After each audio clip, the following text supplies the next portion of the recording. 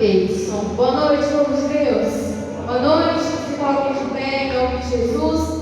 Hoje, segunda-feira, culto da prosperidade.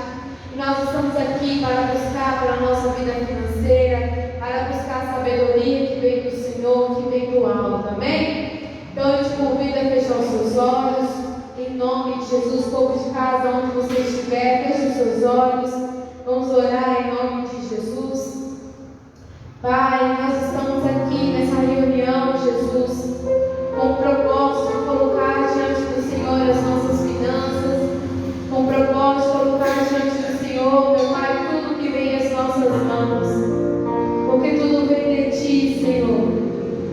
Tudo, meu Pai, vem de Ti, Jesus. E nós queremos Te entregar, e nós queremos, meu Pai, dar ao Senhor, Jesus. Oh, Pai, tudo que nós ganhamos, tudo que nós temos, Pai, consagrar diante de Ti, consagrar os nossos bens, consagrar diante de Ti a obra das nossas mãos, Pai. Pedir ao Senhor, Pai, nos capacite, Pai, nos ajude, Pai, que o Senhor possa fazer florescer em nosso coração, em nossa mente, Pai, que o Senhor possa dar, Jesus, a Tua bênção que vem do alto ao Teu povo, aquele que ouve a Sua palavra, aquele que tem o cuidado de guardar a Sua palavra. Esse aonde estiver, Ele é bendito. Esse onde estiver, meu Pai, ali Ele é bem sucedido, Pai. E quantos são, meu Pai, as pessoas que hoje, Jesus, não são bem sucedidas? Tudo que fazem dá errado, tudo que fazem, meu Pai, não dá certo. As suas finanças não vão para frente, os seus negócios não vão para frente. Ela não prospera em nada, Senhor. Ela não prospera em nenhum dos seus caminhos, Pai. Não é isso que o Senhor deseja para nós. Não é isso que a Tua palavra declara para nós, Jesus. A Tua palavra declara: bem-aventurada a nação cujo Senhor é o Senhor, cujo Deus é o Senhor, Pai. E é isso que nós temos, nós confiamos que o Senhor é o nosso Deus, que o Senhor é o nosso refúgio, que o Senhor é aquele que nos capacita, que o Senhor é aquele que nos dá estratégia, Pai. Assim como o Senhor deu para os seus filhos, assim como o Senhor deu a Davi, assim como o Senhor deu a José, Pai. Oh, assim como o Senhor deu a Moisés, oh Pai. Tantos outros o Senhor deu, meu Pai, a escritura, deu, Senhor, a capacidade para fazer e ter muito mais do Senhor. Assim o Senhor faz com o Teu povo hoje, Jesus. O Teu poder não mudou, o Teu poder não mudou, a Tua capacidade não mudou, Pai. A Tua palavra declara: bem-aventurado o homem que confia no Senhor, Pai. Esse não tem falta de nada, Jesus. E nós podemos ter essa vitória que o Senhor traz a nós. E nós podemos ter, Jesus, na vitória que o Senhor dá ao Teu povo, Jesus. E podemos declarar com as nossas vozes, com os nossos lábios, Pai, que hoje sim o milagre vai acontecer em nossa vida. Que sim, meu Pai, o Senhor é Deus de riquezas. Que em Tuas mãos há glória, há poder, Jesus. Que em Tuas mãos ao levantar e dar força a tudo, Pai. Nós podemos crer no Seu amor, nós podemos crer na Sua fidelidade, nós podemos crer em Ti que supre todas as nossas necessidades, Pai. Oh, nós podemos crer, nós podemos confiar.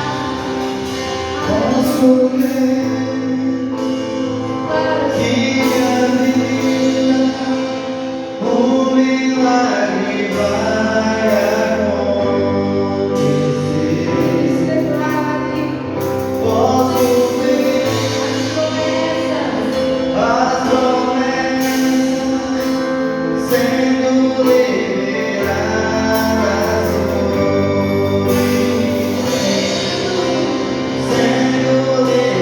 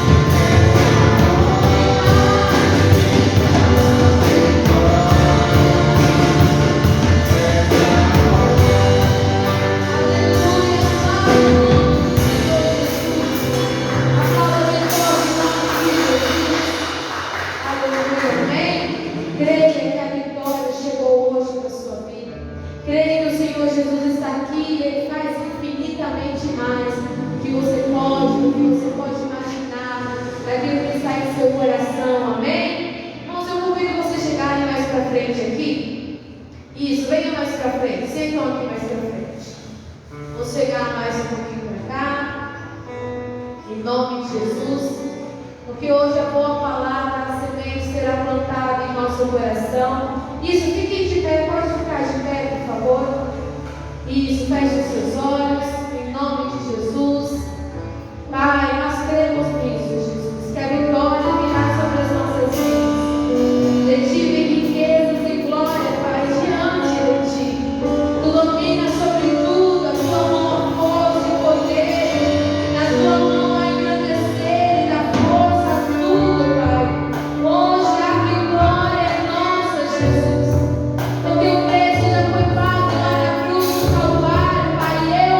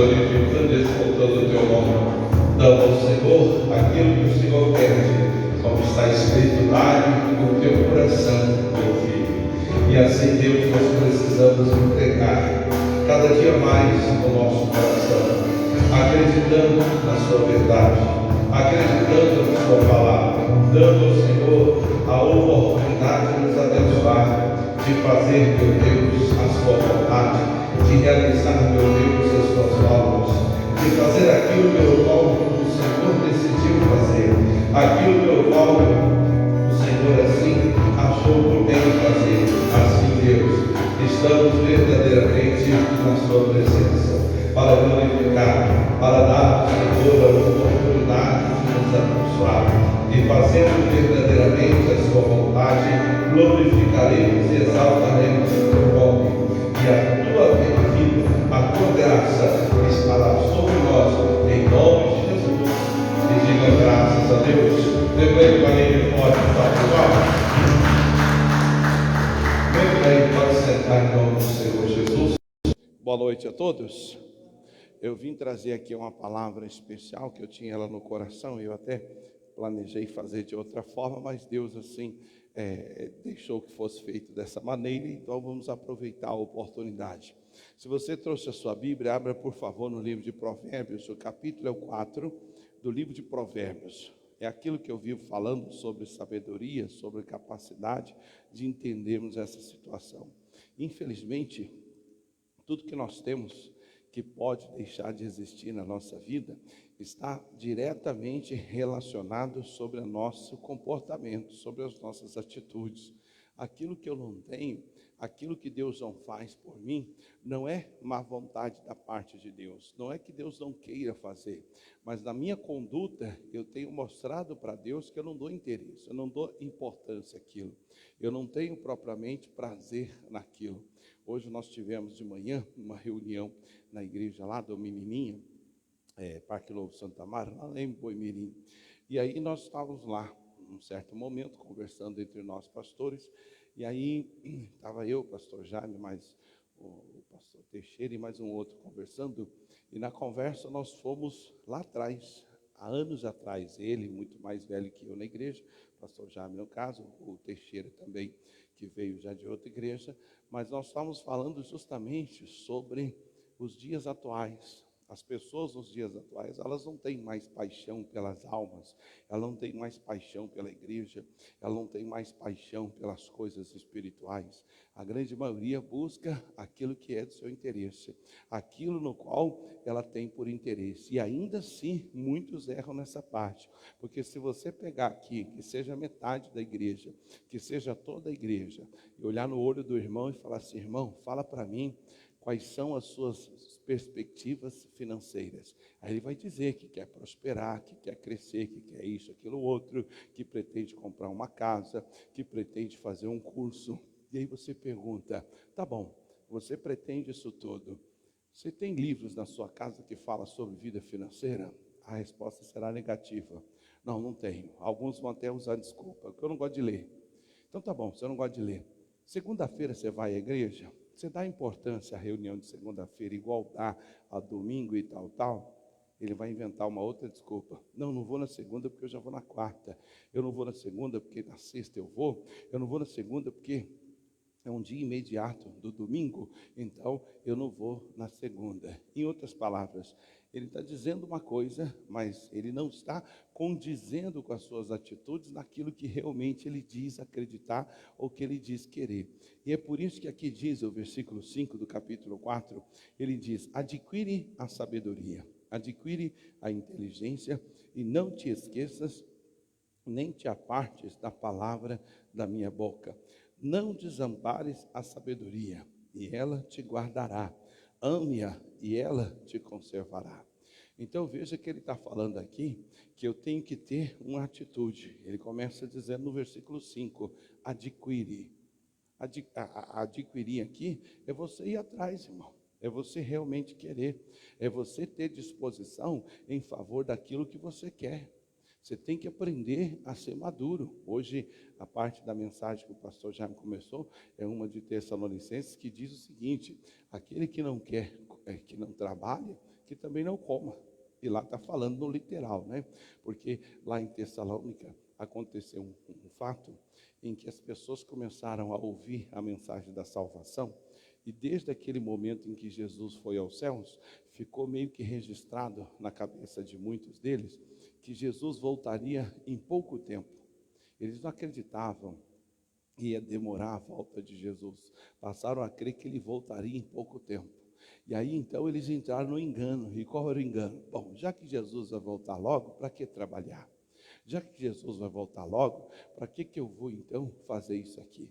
E aí eles tornaram-se então ociosos e preguiçosos, até o ponto que o Paulo, na carta dele lá em Tessalonicenses, quando ele mandou a carta para lá, para Tessalônica, ele deixou bem claro: olha, a regra agora vai ser assim, se algum de vós não quiser trabalhar, vai passar fome.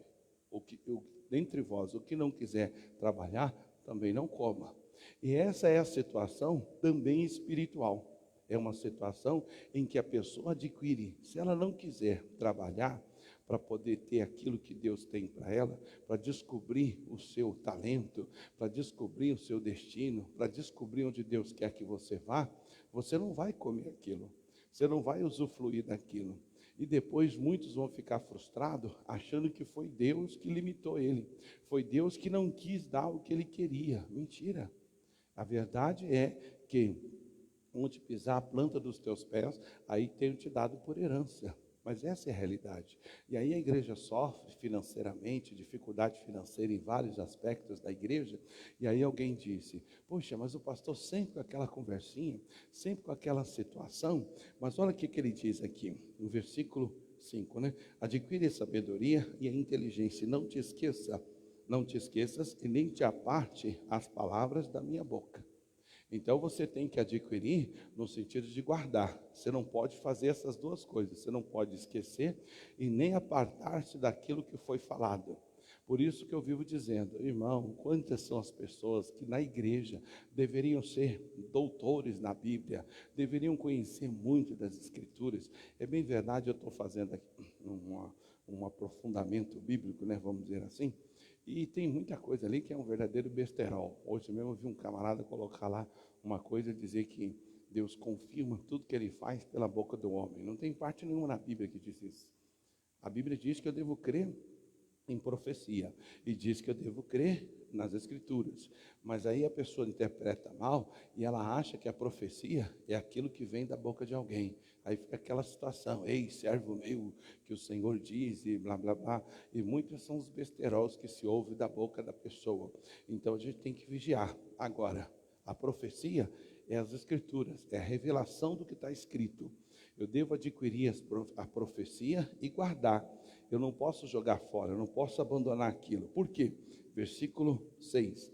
Não te desampare a sabedoria, e ela te guardará. Ama, e ela te conservará. A sabedoria é a coisa principal. Adquire, pois, a sabedoria. Sim, com tudo que possuis, adquire o conhecimento. Como é que eu sei que eu estou lidando com uma pessoa sábia? Quem é sábio de verdade, ele nunca se dá por satisfeito. Ele tem dentro dele uma fome constante de aprender cada vez mais. Ele sabe que o mundo é dinâmico. Eu vi isso da boca de um professor em 2001. Ele disse assim na faculdade, falou: pessoal, eu quero dar para vocês duas notícias ruins. Notícia boa e ruim. A boa, que a partir de agora você vai aprender uma grande profissão. A nobreza do homem conheceu o direito. E aí exaltou e falou e tal, encheu a bola de todo mundo. Aí ele falou: agora eu vou te dar duas más notícias. A primeira delas, você vai descobrir que você é uma pessoa mais burra da face da terra. E todo mundo deu risada na hora. E ele falou assim: eu vou te dizer o porquê. Eu, quando não entendia nada de direito, a pessoa chegava para mim, falava lá uma coisa, e eu logo tinha a solução pronta. Mas aí, quando eu fiz faculdade de Direito, que eu aprendi a temática do direito, a pessoa falava uma coisa e a mente buscava uma informação. E ela dizia: só que o fulano, ele é pai só por parte, é filho por parte do pai. Aí a mente já não, aí não pode, porque é filho único, não é filho de pai e mãe, é filho só unilateral que fala. Ele só tem o pai em comum com o outro, então não pode Não, isso aqui pode para todas as crianças, para todos os filhos. Não, mas não pode para quando é menor de idade. Então, aí ele dizia assim: no final de tudo, você vai se sentir um verdadeiro burro, ignorante. O cara que não conhece do direito vai estar olhando para você, mas que advogado boca aberta é esse? Estou aqui falando meia hora, ele vira para mim e diz: ó, vou estudar o seu caso para depois falar. Mas por quê? A sabedoria abre a sua mente de tal maneira que você não consegue mais ver uma única coisa. Não tem esse negócio de ser assim, tapado. Não, aquilo ali é igual a própria Bíblia diz, né? Que põe-se um freio na boca do cavalo e guia-se o cavalo.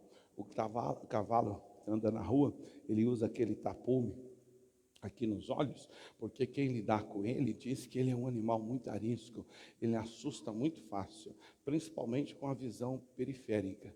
Então, para evitar o cavalo surtar ou assustar, eles colocam aquele tapume, eles tiram a visão periférica do cavalo. Assim tem gente que é em relação a algumas coisas da vida. Ele pega ali uma situação e ele segue em frente sem adquirir a sabedoria.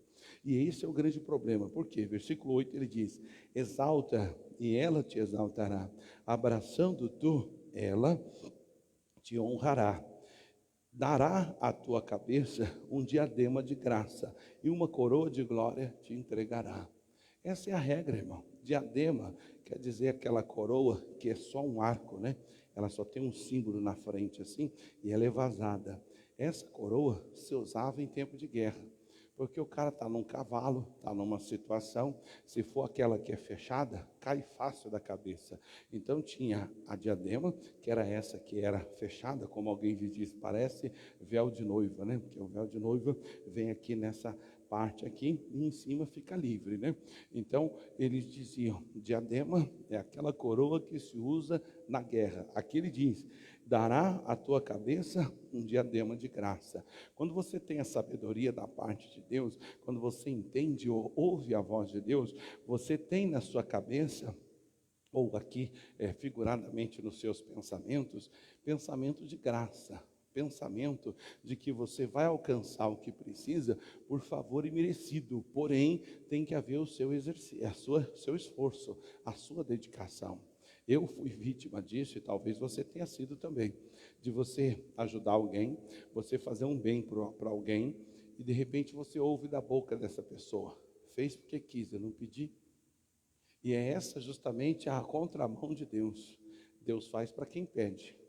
Para quem pede, para quem busca, para quem bate e insiste. Ele não faz para quem não está nem aí. Ele não força a barra. Eu estou num grupo e às vezes dá até tristeza. Hoje de manhã eu acordei e tinha 223 mensagens. Falei, meu Deus do céu, estou enrolado. Mas eu estava lendo as mensagens.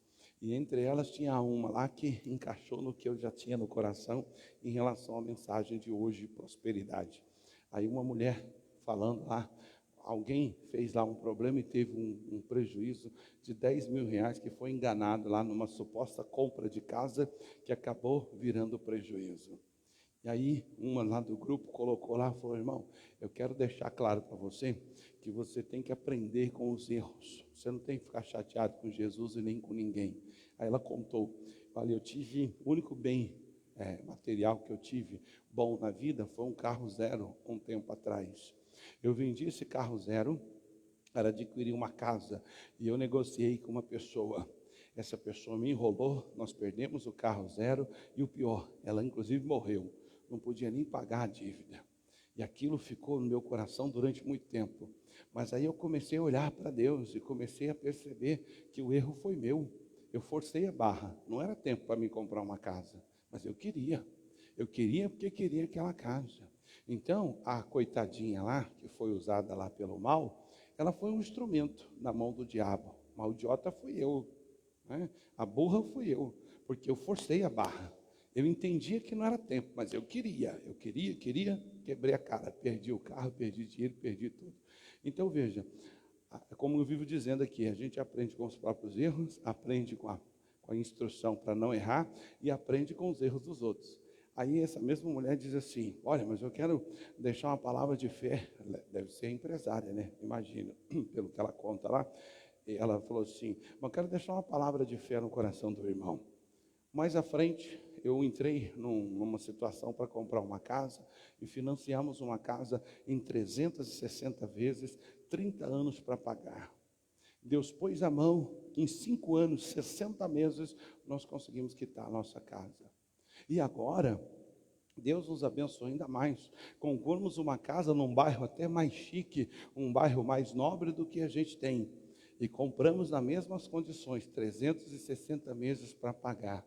Agora só faltam 2 anos. Daqui a 24 meses eu acabo de quitar a segunda casa. E ainda tem mais. O bacana disso tudo é que eu perdoei a fulaninha que me enganou, não corri atrás, não fui atrás dos parentes, dos familiares, e Deus então me honrou. Essa é a regra.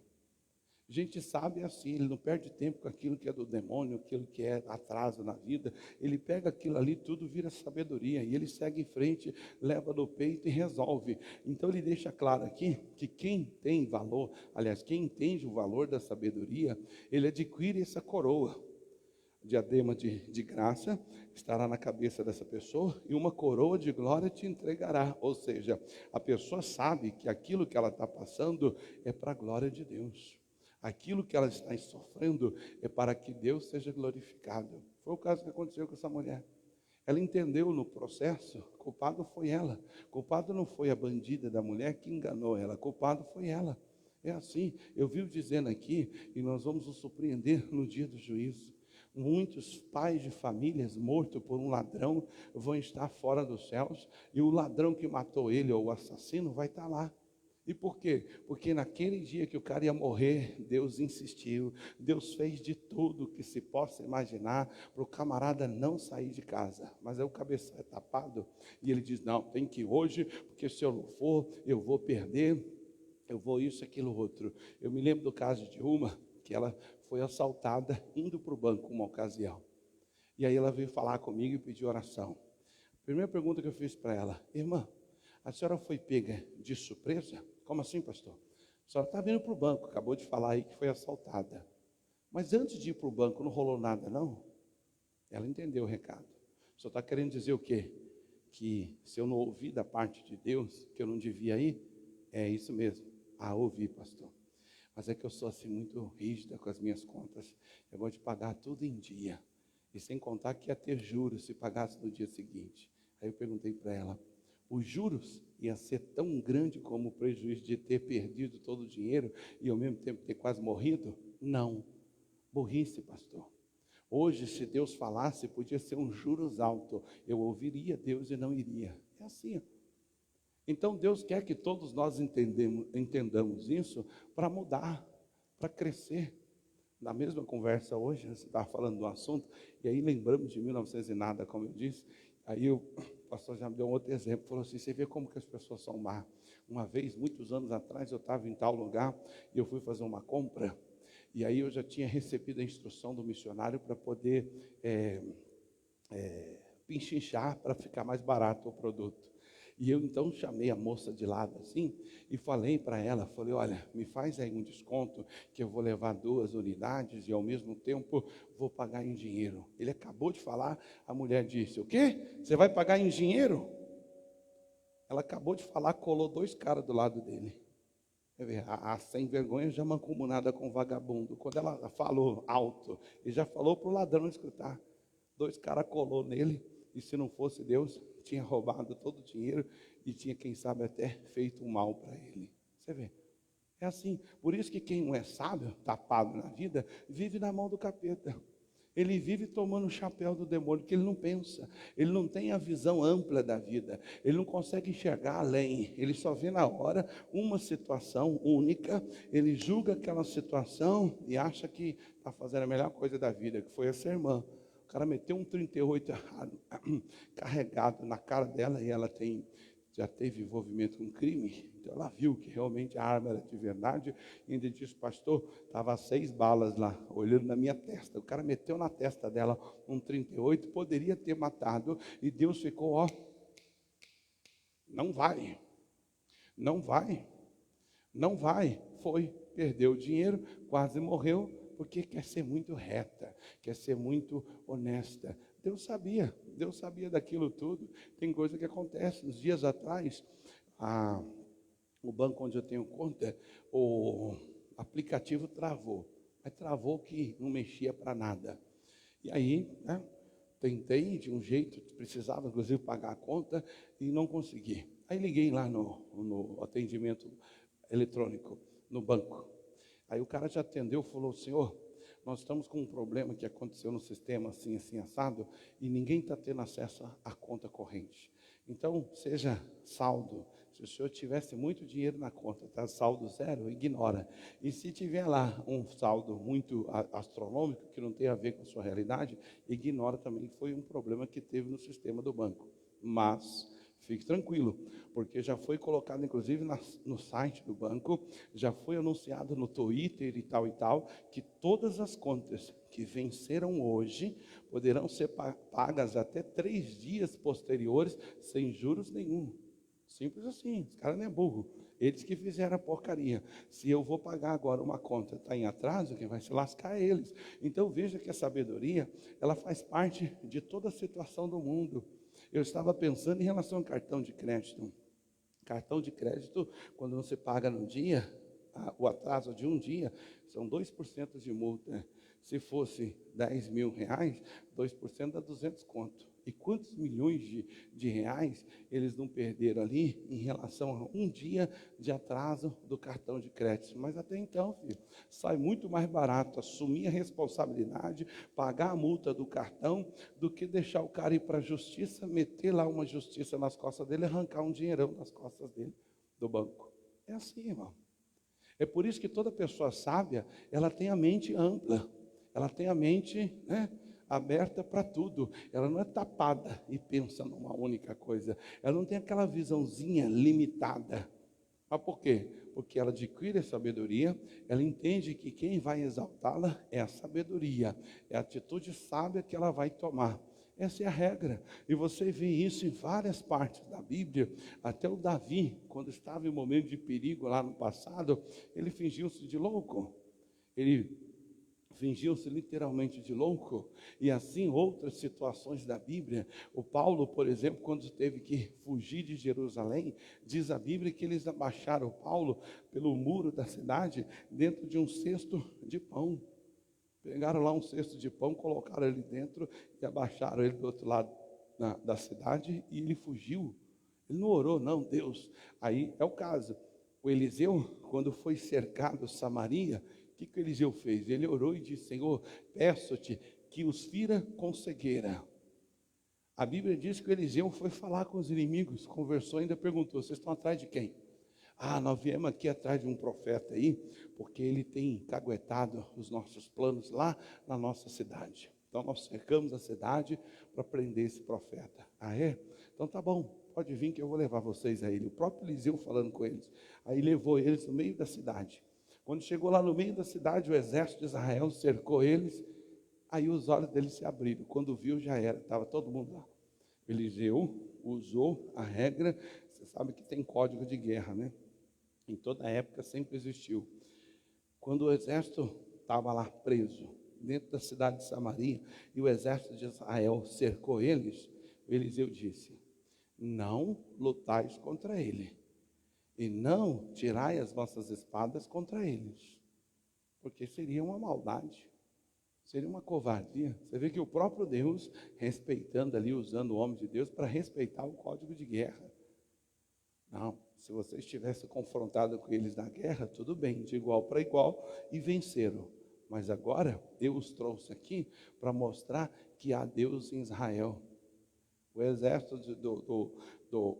dos israelitas abriram o caminho e eles então foram embora em paz.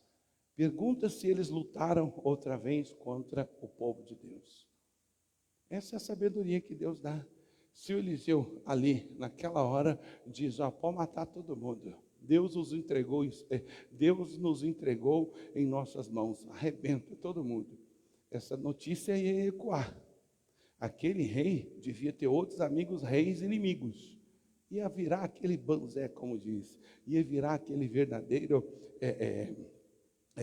competição um contra o outro. Mas o fato dele ter respeitado o código de guerra, não ter matado eles na covardia, ter deixado eles irem em paz, eles então pensaram, falou, se não fosse eles honestos, a gente tinha morrido. Então vamos fazer o seguinte, vamos esquecer esse povo de Deus para lá, deixa esses israelitas para lá, não quero nem saber mais deles. Acabou.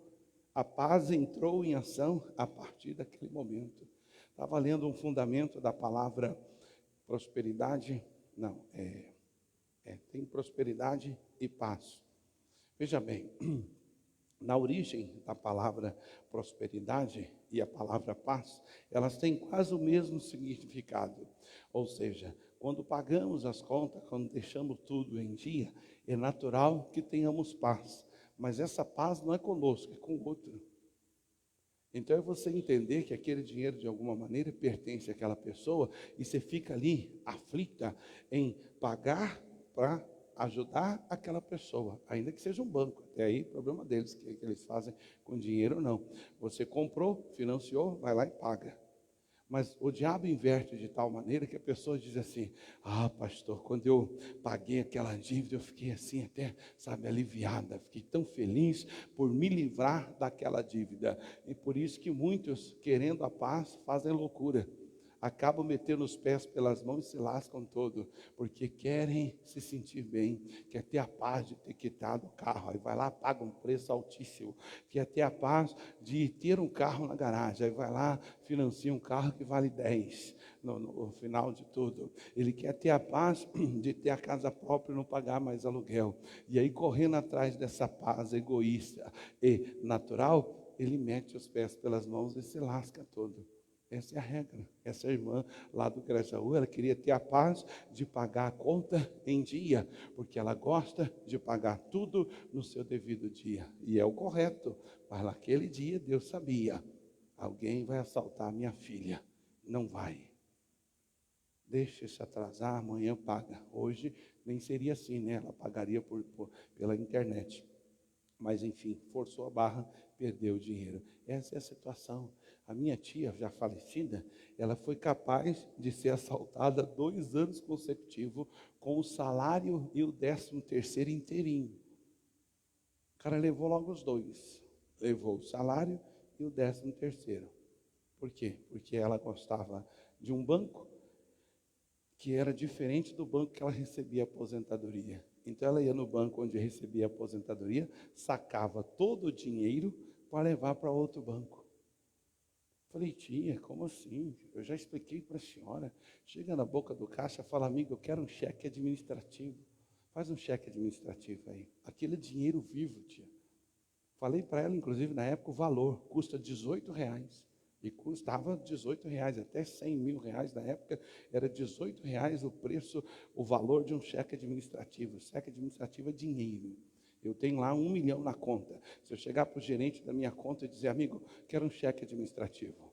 Ele vai lá, preenche o cheque de R$1 milhão, ele, gerente, assina e outros mais assinam. De imediato o dinheiro sai da conta e está preso ao cheque. Aquele cheque é dinheiro vivo. Eu posso em qualquer parte do mundo, eu posso em qualquer outro banco apresentar aquele cheque. O banco olha, não tem esse negócio de ter sem. Pode ser que seja cheque sem fundo. Não, cheque administrativo é dinheiro válido, é dinheiro ao vivo. Falei isso para minha tia 2 ou 3 vezes, quando eu soube que ela ficava nessa palhaçada de pegar dinheiro de um banco para levar para o outro. Aí assaltaram ela, levaram o salário e o 13º. Aí eu vim aí na casa dela, na época toda triste, magoada, chateada, porque tinha levado. Acabou o meu Natal. Como assim? Aí tá bom, né? Então aprendeu. No ano seguinte, ela foi assaltada de novo. E levaram de novo o salário e o 13º, outra vez. Você vê como tem gente que insiste na idiotice. Veja como tem gente idiota na face da terra. Já foi acontecer uma vez. No ano seguinte, ela foi assaltada de novo. Da mesma maneira. Sacando os valores lá da conta para levar para um outro banco. E uma parte ela trazia em dinheiro para casa. Simples assim. Eu me lembro de situação, inclusive, a mãe da minha auxiliar lá da Roselane tinha essa mania, que a gente até brincava, era coisa de velho isso. Porque ela tinha essa mania. E lá no raio que eu parto, lá nos quintos dos infernos de longe, sacava um dinheirão, e um dinheiro alto, que é o valor da aposentadoria dela, e vinha lá da Santa Cruz, lá para o Capão Redondo, um bolso cheio de dinheiro. Aí eu virei para a nossa amiga ali, falei, se vira, meu, muda a cabeça da tua mãe. Não, mas minha mãe é teimosa, só não conhece, se vira, meu, dá seus pulos, só não bate que não pode, mas faz o que você quiser. Hoje a velha é moderna, a velha tem Facebook, a velha tem celular, paga tudo no cartão de débito, paga tudo pela internet. Se não tivesse insistido, estava até hoje. Se não tivesse insistido, a dona Francisca, que é o nome da mãe dela, estava na mesma palhaçada. Sai de casa, vai lá nos quintos dos infernos, pegar em dinheiro, dinheiro vivo. Aí traz o dinheiro para casa, aí pega o dinheiro e vai para o banco, e pega o dinheiro para ir para a feira, e não sei o quê. Hoje é só no cartão, filho. Dinheiro, só uns troquinhos que de vez em quando ela pede, para poder ter em casa, comprar lá alguma coisinha que seja pequena, mas é troquinho de 50, 100 conto. Você vê, hoje ela tem 78, vai fazer isso? 76, pois é. Então essa é a regra. É isso que você tem que entender, irmão. Quem quiser muda. Tem esse negócio de que é velho chato, não. Às vezes é que ele está lidando com um derrotado, com um fracassado, que não toma a frente. Não, você vai mudar, acabou. Assim é Deus, querido. Deus, ele tem todas as possibilidades do mundo de fazer o máximo por nós. Aí é o testemunho dessa mulher. Gostei do testemunho dela. Tenho certeza que ajudou muita gente. Olha, pessoal, perdi um carro zero, não fala qual carro, não fala o valor, mas deixa claro que correu atrás do sonho dela no tempo certo. Ela fala lá, eu reconheço que o dinheiro que eu perdi não tem a ver com a coitada lá que morreu, que nem pode me devolver o dinheiro, e nem tem a ver com nada, tem a ver comigo. Não era tempo para me comprar casa, eu que forcei a barra. Simples assim. Gente sábia é assim. A Bíblia diz, eu não vou ler aqui, só vou citar, um açoite nas costas do sábio dói mais do que 100 açoites nas costas do tolo. Então, uma das características do tolo, como alguém já disse, ele tem couro de jacaré, de elefante. Você pode quebrar que ele não sente dor. O sábio, um olhar, uma palavra, uma bronca, uma situação, o cara se quebra todo. Eu não acredito que eu fiz isso. Puxa vida, o cara fica ali num estado que, se pudesse, virava um avestruz, põe a cabeça lá na terra lá, e ficar 3 dias lá, escondido de tanta porcaria que ele fez. Essa é a diferença do sábio e do tolo. O tolo se justifica, acha que é o máximo, continua fazendo a burrice e tal. Aí, essa minha tia, depois eu mesmo tirava sarro. Falei, aí tia, vamos vergonha na cara? Ou vai ser roubada esse ano também? Não, nunca mais, nunca mais. Mas é o caso. Quer dizer, perdeu 2 anos consecutivos o salário e o 13º. Vou chutar mais ou menos por outro que tem uma aposentadoria um pouquinho maior que a dela. Hoje, esses 2 valores gerariam em torno de 6 mil conto. Não foi pouco, não. Era 6 mil reais. A aposentadoria dela, se viva estivesse, devia estar em torno de uns 3 mil conto. E naquela época, o 13º saía inteiro no mês de dezembro. Então o cara levou assim, ó, de graça, 6 mil reais. Ah, pastor, mas o bandido sem vergonha saiu na rua para roubar. É a natureza dele, irmão. Ele já tem essa disposição para praticar um crime. Só que Deus, na sua bondade, fala para aquela pessoa para não sair de casa. Tempos atrás, eu vi uma pessoa falar nesses programas de reportagem aí de perigo, né, de criminalidade. O cara saiu de casa, uns 100 metros para frente da casa dele, o cara foi assaltar, ele reagiu, o cara deu um tiro e ele morreu. Inclusive bateu o carro lá na casa da vizinha lá e já caiu morto atrás do volante. Aí na reportagem, o apresentador falando um monte, tem que prender esse bando de vagabundo, ladrão e tal. E aí ela então disse, olha, eu concordo, realmente esse camarada tem que pagar pelo que ele cometeu. Mas olha, sabe o que me deixa mais triste? Que eu implorei para o meu marido. Ela falou assim várias vezes, para o meu marido não sair de casa hoje. Eu tinha certeza que alguma coisa ruim ia acontecer. Não deu a entender que ela é crente. Mas ela estava mais indignada com o cabeção do marido, teimoso, idiota, do que com a atitude do vagabundo que matou o marido dela. O repórter dizendo, não, tem que ter pena de morte. Onde já se viu, um cara desse tem que apodrecer na cadeia. Ela concordou e ao mesmo tempo disse, olha, eu concordo, ele tem que pagar pelo que fez, justiça tem que ser feita, mas o que me deixa mais triste é que hoje eu implorei para o meu marido não sair de casa. E ele disse, não, eu preciso ir, porque eu sou um cara muito responsável e eu vou. Saiu de casa, andou poucos metros, o ladrão estava esperando. Apontou a arma, pediu o carro, ele não quis entregar, o cara tirou, o carro andou mais uns 50 metros, bateu no portão do vizinho e ele já morto. É assim. E assim, se nós pudéssemos pegar testemunhos hoje de pessoas que perderam coisas, que fizeram, tomaram a decisão errada, que casaram no tempo errado, na pessoa errada, nós vamos ficar aqui horas contando de testemunho de pessoas que quiseram ser idiota. Deus deu a sabedoria, mas eles agiram por idiotice. Essa é a regra. É assim que funciona. Esses dias eu vi um testemunho de um camarada contar. Ele acabou matando a esposa. E por quê? Porque descobriu que ela estava traindo ele. E descobriu algo maior, pior. Ela era garota de programa. Aí o delegado disse, olha, ele alega que ele era inocente na história. Mas nós já investigamos. Todo mundo, olha que coisa, o pior de tudo que dizia ser crente, né? Aí o delegado disse assim, todo mundo na igreja onde eles frequentavam, sabia que ela tinha uma vida dupla. E agora? Como é que o cara vai dizer, não, eu casei inocente, porque eu nunca nem ouvi falar que ela fazia alguma coisa de errado. O próprio delegado disse que todo mundo, inclusive o pastor, sabia que ela não prestava.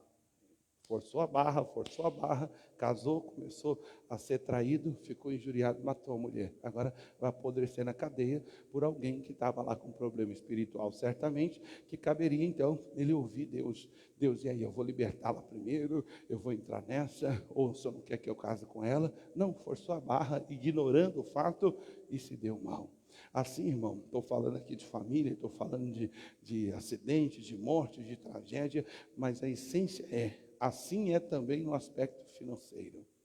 É assim que acontece.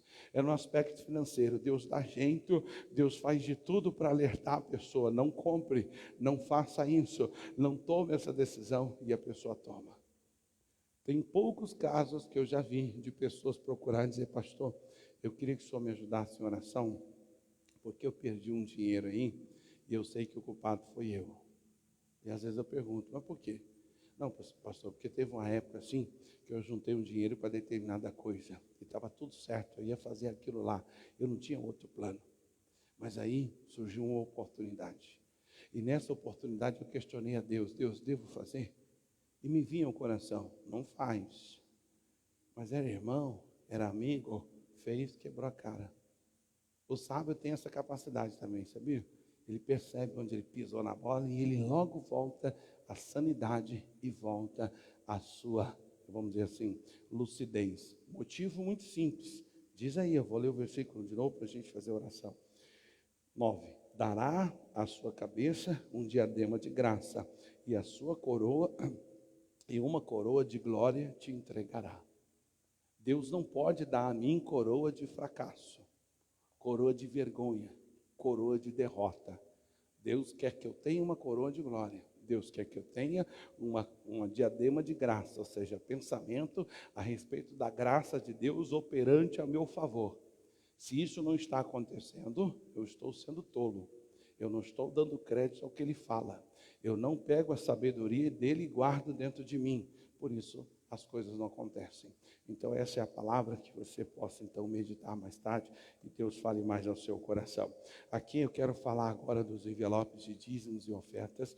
Hoje, dia 25 já do 4, falta aí 5 dias para acabar o mês, que acaba esse mês na sexta-feira, e eu ainda conto com a sua ajuda financeira. Está aqui, ó, envelope de dízimo, atrás as contas da igreja.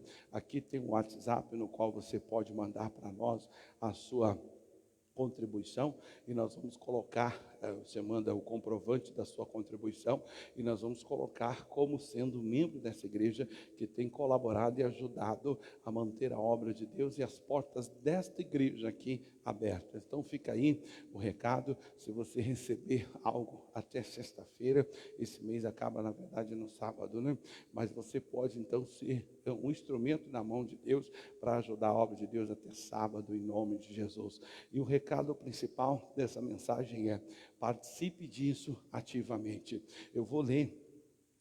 Vou falar para você ler depois na sua casa o livro de Filipenses, o capítulo 4, o versículo 14. O apóstolo Paulo fala que o povo de Filipos, tomaram uma decisão muito séria na vida, muito certa.